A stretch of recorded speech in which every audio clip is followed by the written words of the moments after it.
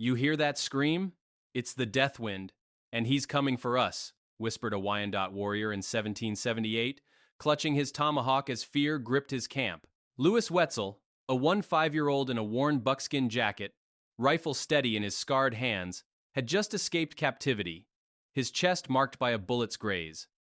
Historian Alan Eckert records 1,200 settler deaths in Ohio Valley raids from 1763 to 1782, yet native tribes, defending sacred lands, suffered uncounted losses. Wetzel's vengeance claimed 40 native lives, frontier journals confirm, fueling a brutal cycle.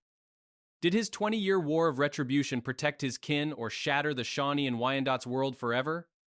From the 1760s to the 1780s, the Ohio River Valley in West Virginia stood as a contested frontier, a land of dense forests and jagged hills, where settlers and native tribes fought bitterly for control.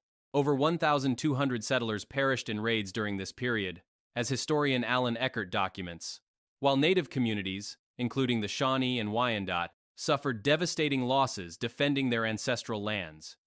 The valley, spanning 200 miles along the Ohio River, became a crucible of survival, where every homestead faced the threat of attack. Both sides, armed with muskets and tomahawks, clashed in a struggle for dominance, their lives shaped by the land's unforgiving terrain. Louis Wetzel was born in 1763 in the northern panhandle of West Virginia, a region exposed to constant danger. His family, part of the 2,000 settlers who ventured into the valley by 1770, lived in a log cabin vulnerable to raids. Wetzel, a lanky boy with weathered hands, grew up checking the horizon for signs of danger. By age 10, he carried a rifle, a necessity in a land where 60% of settler families faced attacks, per frontier records. His early life, marked by vigilance, forged a resilience that would define his legacy. The Wetzel family endured profound tragedy from native raids, losing kin in ambushes that left lasting scars. By 1778, over 300 settlers in the region had been killed or captured, according to Eckert's The Frontiersman. The Wetzel's losses fueled Louis's hatred, a fire that historian John Winkler calls a personal vendetta born of grief. Native tribes, displaced by 10,000 settlers encroaching on their hunting grounds, fought to protect their way of life, their own losses unquantified but immense. This mutual suffering created a cycle of violence that shaped Wetzel's path.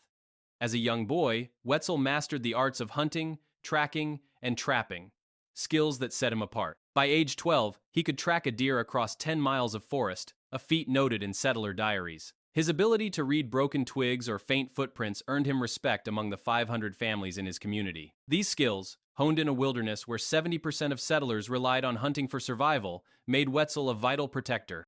Yet, native hunters, equally skilled, used similar techniques to defend their lands, a parallel that underscores the shared struggle of frontier life.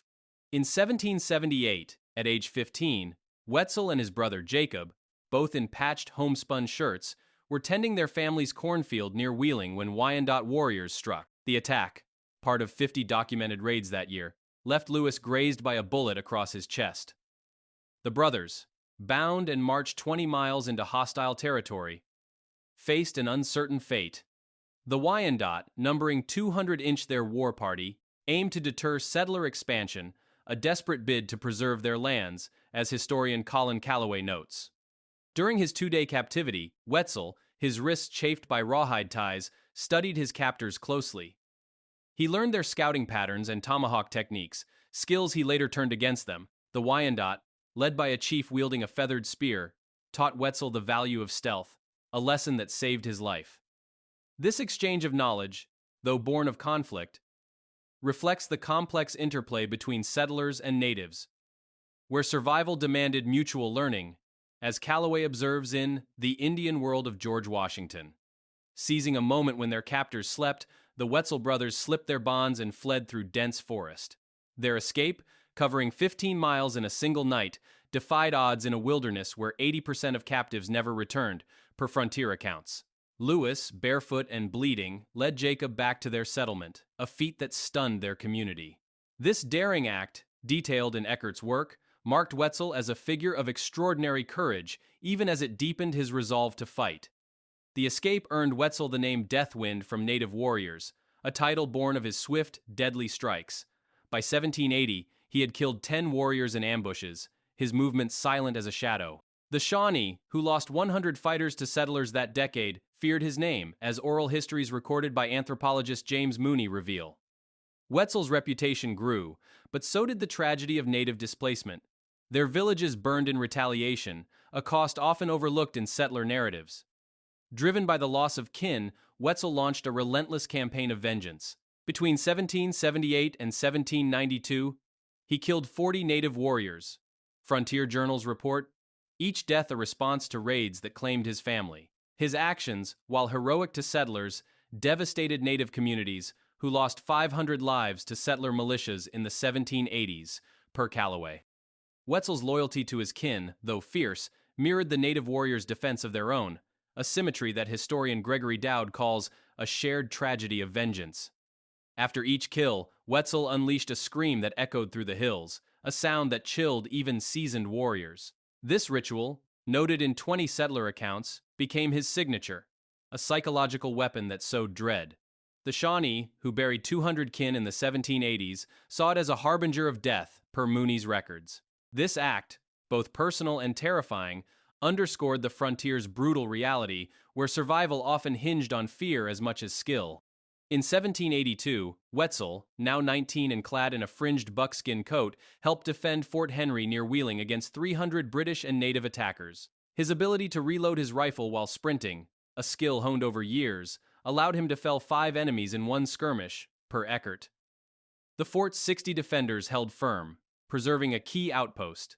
The attackers, including Wyandotte warriors fighting for their homeland, suffered 50 losses, a heavy toll that fueled further conflict.